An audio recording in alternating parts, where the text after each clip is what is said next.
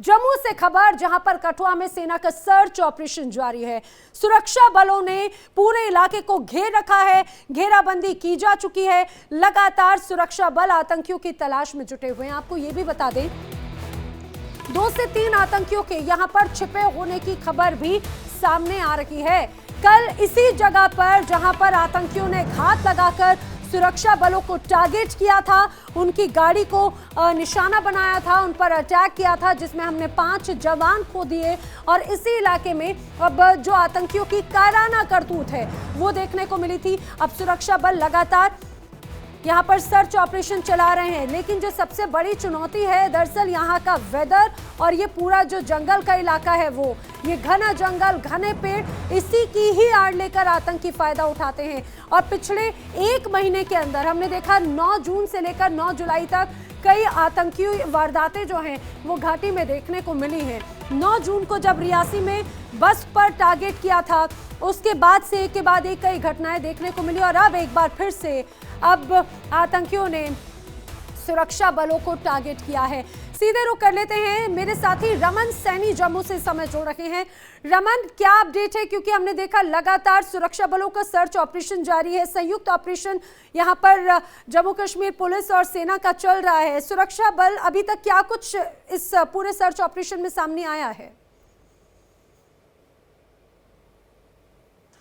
जी हाँ नाना, बिल्कुल। देखिए, करीबन 26 घंटे का वक्त जो है वो गुजर चुका है जब ये हमला हुआ था, क्योंकि कल 3 बजे शाम को ये हमला जो है वो आतंकवादियों की तरफ से भारतीय सेना के काफिले पर किया गया था, जिसमें 5 भारतीय सेना के जवान शहीद हुए थे। उसके बाद तुरंत बाद जो है कॉर्डन जो है वो पूरा एरिया कर दिया था। आतंकवादियों की तलाश जो है वो शुरू कर दी थी घने जंगल के बीच में, लेकिन बीच में रात पड़ जाती है। रात में पूरा ऑपरेशन जो है होल्ड कर दिया जाता है और सुबह 5 बजे सूरज की पहली किरण के साथ पैरा कमांडोज को वहाँ ड्रॉप करवाया जाता है और उसके बाद सर्च ऑपरेशन एक बार फिर से लॉन्च किया जाता है। करीबन 8 से 10 किलोमीटर का वो पहाड़ी का पूरा दायरा है, जिसे इस समय जम्मू कश्मीर पुलिस, भारतीय सेना और सीआरपीएफ के जो जवान हैं वो लगातार इस समय पूरा घेरे में लेकर वहां पर सर्च ऑपरेशन चला रहे हैं। जो जानकारी मिल रही है कि अभी करीबन उस जंगल के अंदर 4 से 5 आतंकवादी जो हैं वो छिपे हुए हैं और उन्हीं आतंकवादियों ने इस हमले को अंजाम दिया। रमन, लेकिन लगभग 26 घंटे का वक्त होने को आया, जैसा आप बता रहे हैं, इस पूरी घटना को, और सुरक्षा बलों का सर्च ऑपरेशन भी जारी है। क्या चैलेंजेस हैं, चुनौतियां किस तरह की है सुरक्षा बलों के सामने यहाँ पे? देखिए, सबसे बड़ी चुनौती है कि दुर्गम पहाड़ियां हैं, उसके बाद ये घना जंगल है। घना जंगल में ये आतंकी जो है, ये घना जंगल इनके लिए जम्मू कश्मीर की अगर बात करें तो ये पनाहगाह बनते हुए नजर आ रहे हैं, क्योंकि इस जंगल के अंदर ऐसे ऐसे इलाके हैं जहां पर दिन के समय में भी सूरज की रोशनी नहीं पड़ सकती है। वहां पर आप बने रहे हमारे साथ। मैं ये एक तस्वीर भी अपने दर्शकों को दिखाती चलूं। कल जिस तरह से आतंकियों ने काराना वारदात को अंजाम दिया था, इस दौरान जो जवान शहीद हुए उसमें उत्तराखंड का बेटा भी, उत्तराखंड का लाल भी शामिल था, जो वीर गति को प्राप्त हुआ है। अब उसे पूरा उत्तराखंड, पूरा हिंदुस्तान नम आंखों से विदाई दे रहा है। देखिए, मुख्यमंत्री पुष्कर सिंह धामी यहाँ पर पहुँचे हैं वीर सपूतों को नमन करने के लिए, उन्हें श्रद्धांजलि अर्पित करने के लिए। जैसे ही खबर सामने आई उसके बाद चारों तरफ गमगीन माहौल था, लेकिन गौरव के पल कि देश की रक्षा करते हुए ये लाल वीर गति को प्राप्त हुए, अपनी मातृभूमि की रक्षा करते हुए वीर गति को प्राप्त हुए।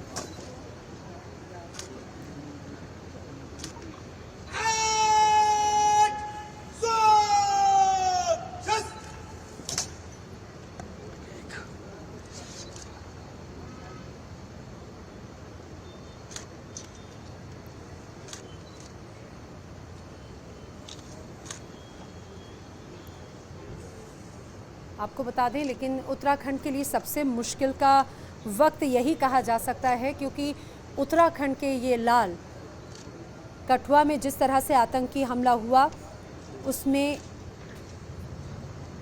उनको शहादत प्राप्त हुई है।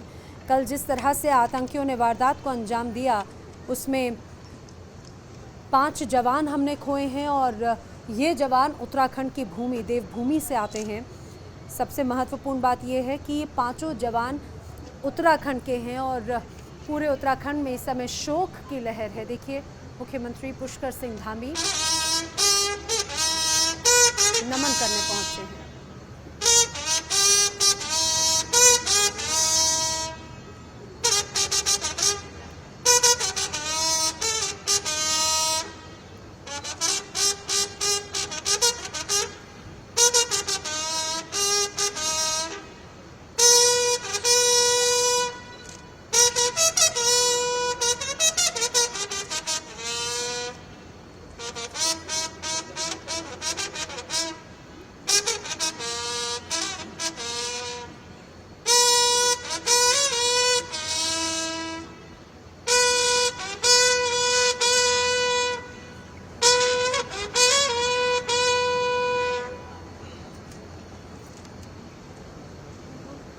हुआ हमले में शहीद हुए वीर जवानों को श्रद्धांजलि दी जा रही है, उन्हें सलामी दी जा रही है। और उत्तराखंड के लिए ये मुश्किल दुखी का वक्त इसीलिए है क्योंकि पांचों के पांचों ये लाल उत्तराखंड की भूमि से हैं।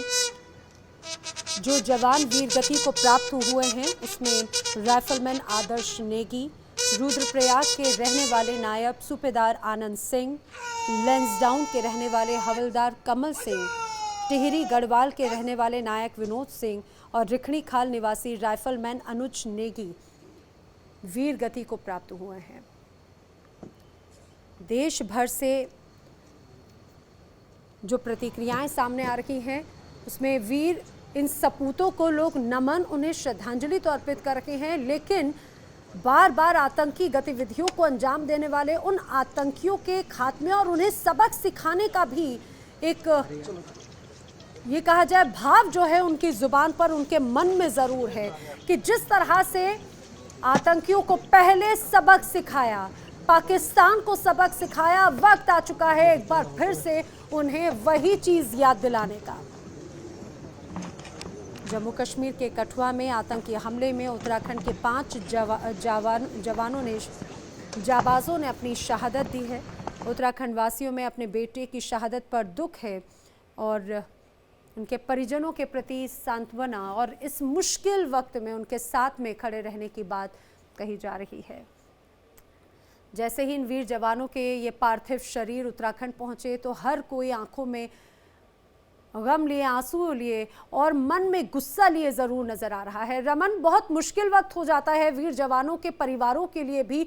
अपने लाल को वो देश की रक्षा के लिए भेजते हैं, मातृभूमि की रक्षा के लिए भेजते हैं और ये कायराना हरकत जो है आतंकियों की नजर आती है। और लोगों के मन में बार बार यही बात है, जिस तरह से हमने पहले जो सर्जिकल स्ट्राइक की, जिस तरह से पहले आतंकियों का खात्मा किया, वक्त आ गया एक बार फिर उसी रूप में भारतीय सेना को, हिंदुस्तान को जवाब देना होगा।